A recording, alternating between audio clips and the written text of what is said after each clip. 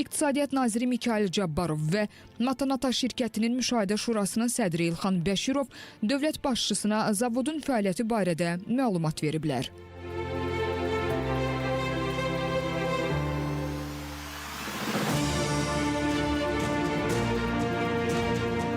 Prezident İlham Əliyevə əvvəlcə əsası 2000-ci ildə qoyulan Matanata şirkəti barədə məlumat verilib.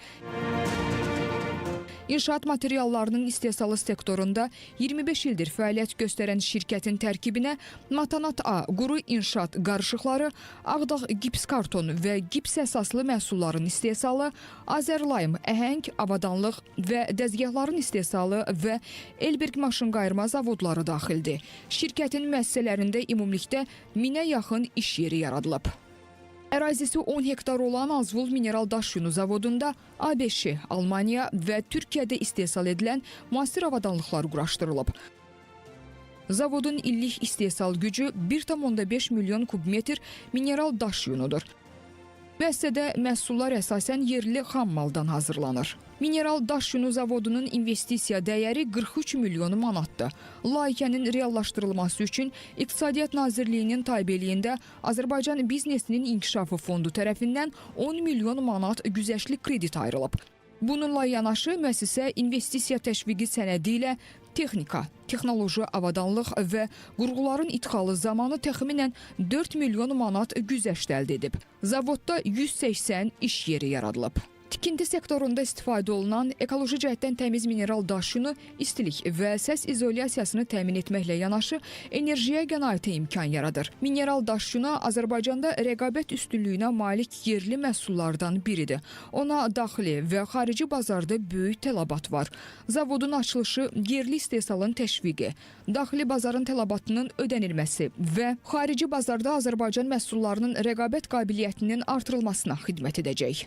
Müəssisə ölkəmizin mineral daş yununa tələbatını ödəməklə yanaşı, idxaldan asılılığı əhəmiyyətli dərəcədə azaldacaq. Həmçinin burada istehsal olunan məhsullar Gürcüstana, MDB və yaxın şərq ölkələrinə ixrac ediləcək. Prezident İlham Əliyev Matanata şirkətinin müəssisələrində istehsal edilən məhsullarla da tanış olub. Bildirilib ki, şirkətin zavodlarında 200-dən artıq ticarət markası ilə 3000-dən çox çeşiddə məhsul istehsal edilir.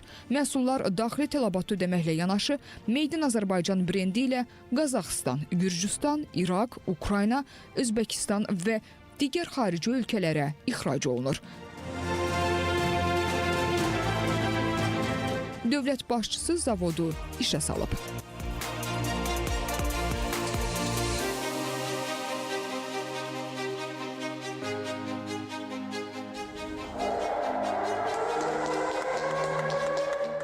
Qeyd edək ki, Prezident İlham Əliyevin rəhbərliyi ilə qeyri-neft sektorunun şaxələndirilməsi və inkişafı istiqamətində aparılan işlər nəticəsində ölkəmizdə yeni istehsal sahələri yaradılır.